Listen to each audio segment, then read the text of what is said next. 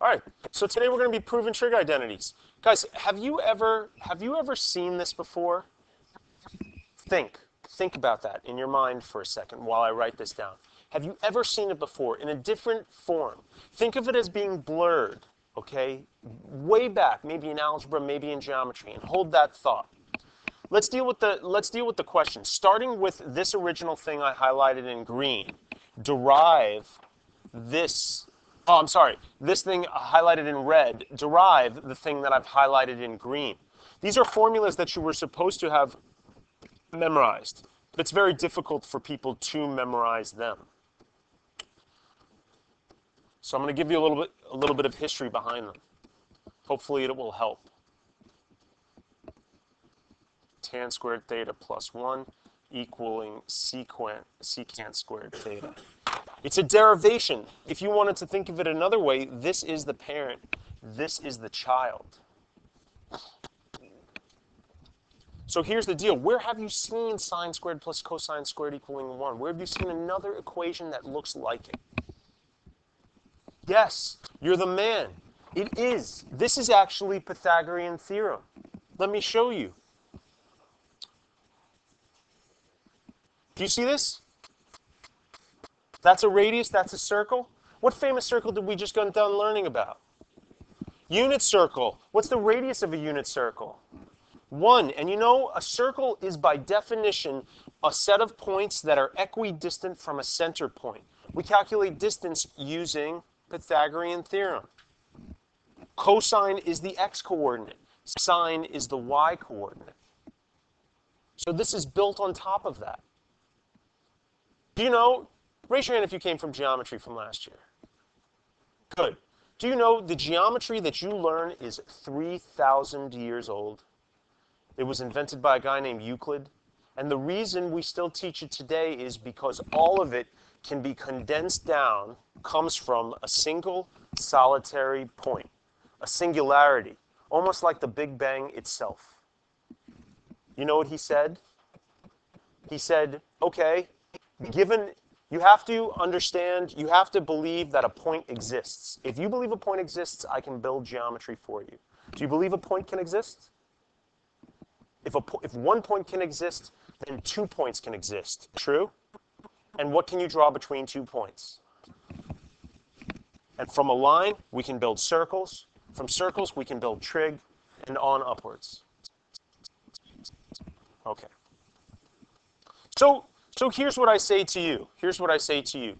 When I say derive, somehow you have to mess with this by multiplying, dividing, adding, or subtracting, doing something, such that after you do that something, you will get this in green. Throw some ideas at me. Just throw some stuff at the wall. Let's see if it sticks. Monkey, what's an idea? Calling somebody else? No, that's not going to work. Come on, girl, just say something. Tell me to do something. Look at the paper. Go for it.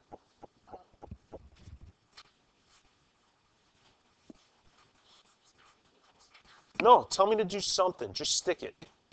It doesn't have to be right or wrong. I'm trying to show you how these problems go. You just try stuff until it works. Unfortunately, there is no direct route.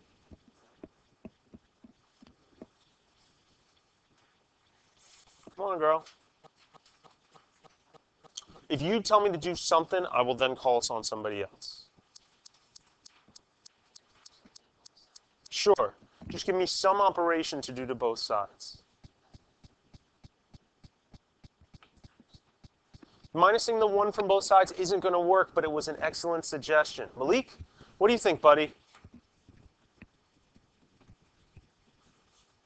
Got to throw something out at me. Come on, buddy. Throw something out. Multiplying, dividing. Brilliant. Brilliant. The whole thing we shall divide by cos squared. And the reason we're allowed to do that is because it's an equality. As long as we do something to one side, we're allowed to do something to one side as long as we do it to all the others. That's amazing. Sine squared over cos squared, you know what that is? Sine over cos is tangent, so sine squared over cos squared is tan squared. Cosine squared over cosine squared, that's just 1. And what's cos 1 over cos?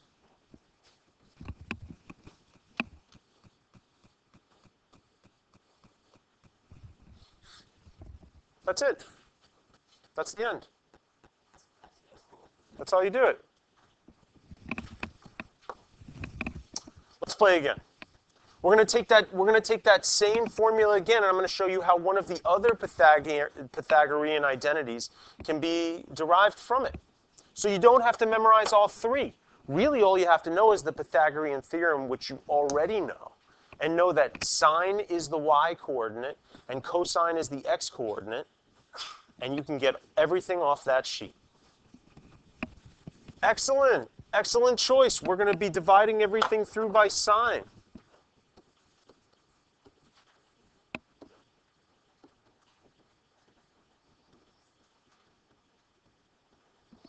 Cosine squared over sine squared, that's cotangent squared. Sine squared over sine squared, that's just 1. 1 over sine squared is cosecant squared. That's it. That's all there is to it. What's up, Arya?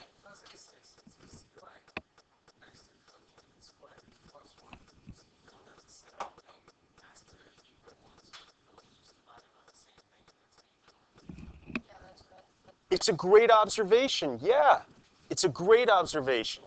Well, it won't always be like this. The reason I was so into these 2 problems is these are problems from your green book. Okay, I forgot. I think one of them is included on your last Regents exam. And you see they're not that difficult. They're big, scary-looking creatures. But it all starts with just throwing something at it, just trying something. Let's go to your sheets now. There's a difference between deriving this and proving. Not too big of a difference, but a minor difference. What's up? Okay, so let's go. Let's do this. And so the secret to these types of problems and proving them is that you mess with the real complicated side. Julius.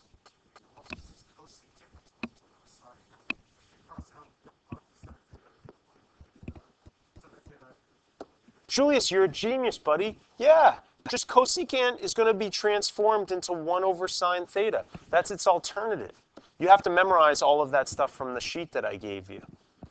Perhaps one way you want to do that is by writing them over and over again. And so take a look. You know what we could do next? Cross cancel.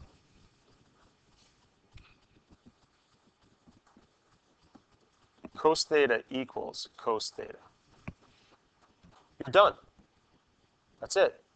That's all there is to it. At the end of a proof, every time you do one, cos theta equals cos theta. You want stuff on the left to have equaled stuff on the right.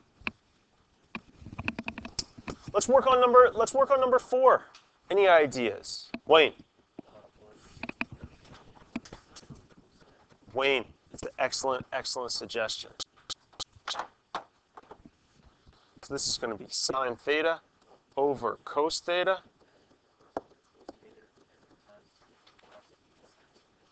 Very nice. What's up, Mungi? It was a genius idea. Let's see. These 2 coses cancel out, and look what you're left with. Sine squared theta equals sine squared theta. That's it. That's all there is to it. Any ideas for number 9? Just throw stuff out there. Who cares? Go, Makarim. Talk to me about that.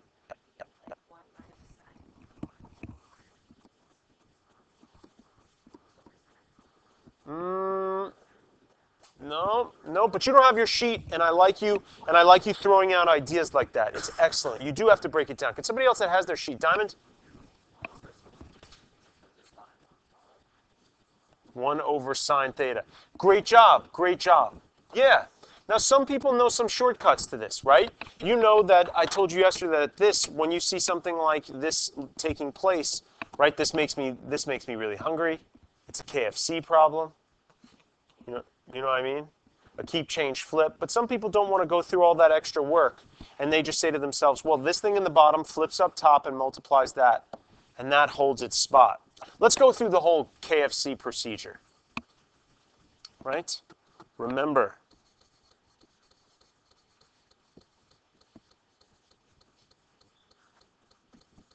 keep, change, flip. You have sine theta. Whoops. Divided by 1 over sine theta. And that's the same thing as sine theta times sine theta over 1 sine squared.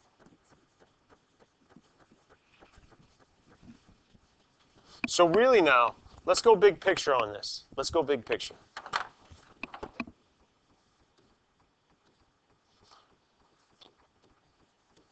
Here's what you got.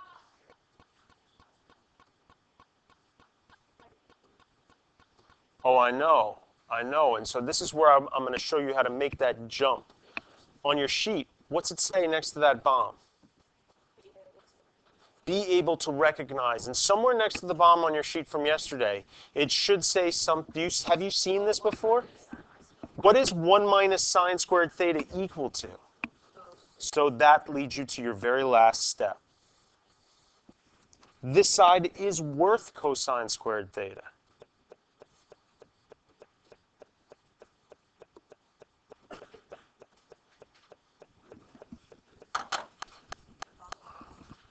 And that's it. And you're done. I mean, that's a pretty hard problem, truthfully. That's all you got.